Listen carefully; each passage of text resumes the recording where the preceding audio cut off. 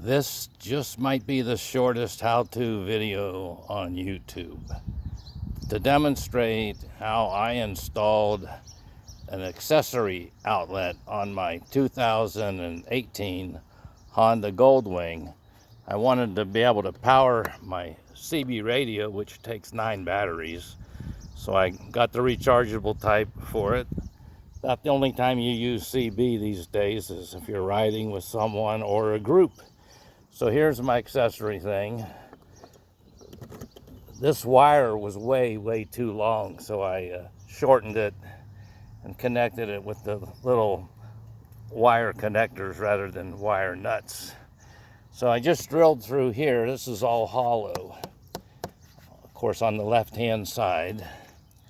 And the right size was 1 1/8 inch. It was perfect for the accessory that I bought. The only thing a little crude is down here.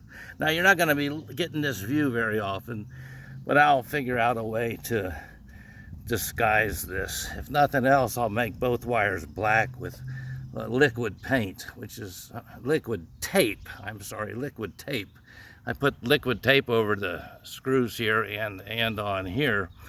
So all you need to do is drill the big hole here, a smaller one on the opposite side, because you just need it big enough for the wire leads, and then remove your battery cover.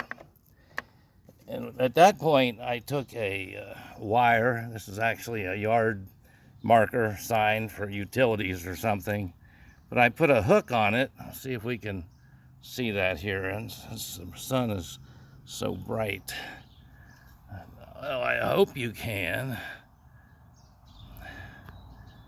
Why am I not seeing it? Here it is. Okay, I just bent the wire like that, and then I ran it, when the battery cover was off, I just ran it up through here underneath, and this cover pops right off, so I could catch the loop terminal ends and fished it through and hooked it directly to the battery, and it works. Good luck.